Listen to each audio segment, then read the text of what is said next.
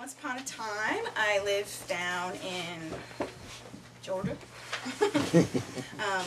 and used to take great drives down Highway 41 in the summer, and the smell of magnolia is amazing down there.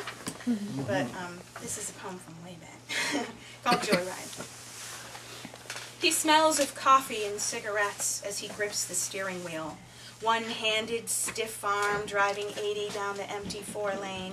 Windows rolled all the way down. My hair a whirling dervish in shuttered light of overhead lamps. Our faces small pages of a flip book as our laughter dances around long silences. His desire to touch me, kiss me, evident in the way he leans into me around the sharp curves of the highway, in the casual way he misses my exit and smiles from the side of his mouth. I let him close enough to feel the heat of my skin sweltering above the oppression of this southern night, close enough to keep him coming back for parts of me he can never have.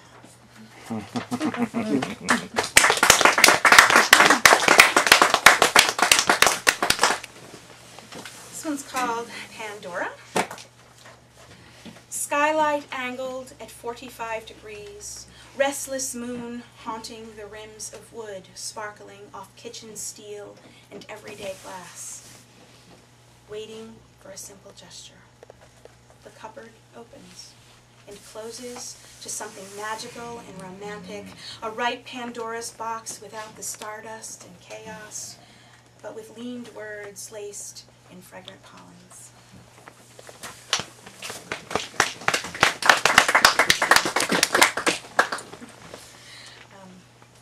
The place we connect to the earth.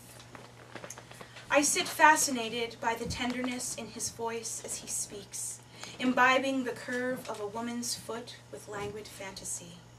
The arch is ivory silk with feathered creases to be lost in.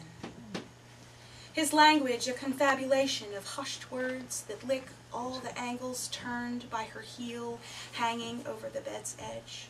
His smile overwhelms me. Heartstrings plucked with simple curl of her painted pink toes. Pleasure hangs on his lips like an epic. Hands caress the solid air as if her foot existed beneath his delicate fingers, as if he could smell the jasmine lotion on her skin. I slide my striped sock over my ankle, toe, and heel. I want him to tell my soul what matters.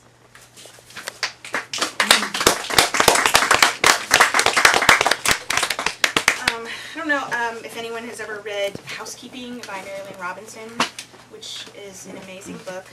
And she's just a wonderful writer. And I wrote this poem after reading that book. So this one's called Fingerbone, after Mary Lynn Robinson. The tracks run through hard land like a stilted, ominous snake, moving nothing to more points of nowhere.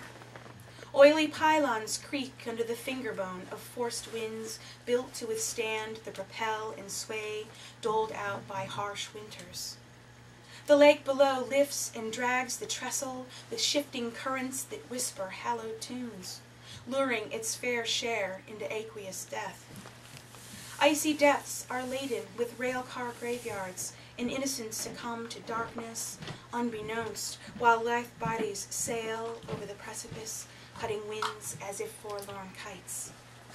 The train keeps precise time like an old man's fob, its clank clanking an echo chill across glassy surfaces and weather-worn rocks, unaware of the lives it has ruined. Childhood stolen, and grandfathers nipped from photographs, and loneliness embedded in far reaches. It rides despite the rush and pull of the Bridgewater breakers, threatening to take advantage of false moves and inherent weakness.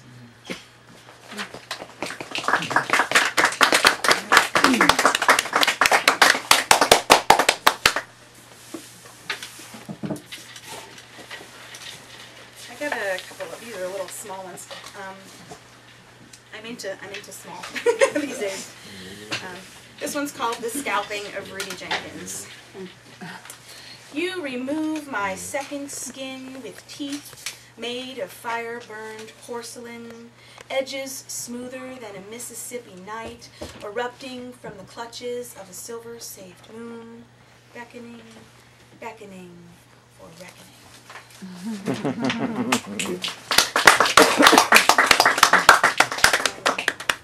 This one's called Sir Fecund. Morning found me in a round of alarms, each softer than the last, with gray light through window pane, cloud trails white as jasmine petals tucked behind ear and smile. Form rising, flesh warmed in cotton, given no hope of imitating previous nor replicating the future.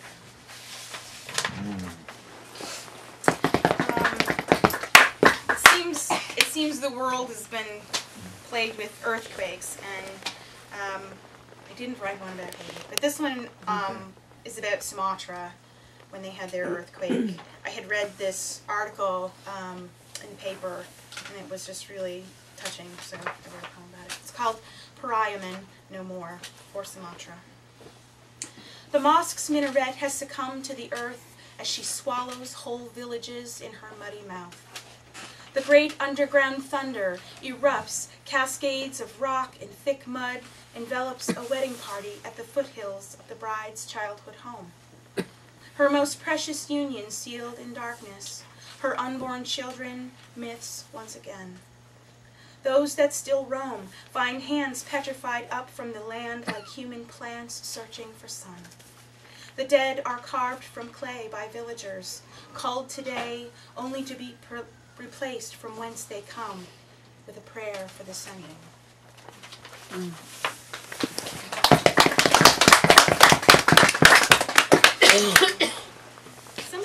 Every now and then people just randomly send me links to articles in various newspapers around the world, and somebody from the UK had been in the Guardian, and they sent me this link about the conditions at the Pine Ridge Reservation in South Dakota, which is abysmal.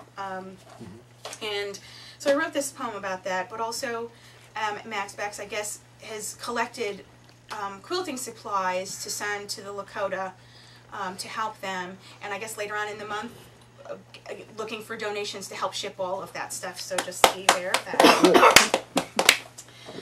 This poem's called Victims on the Plains, and I have a quote here from Walt Whitman.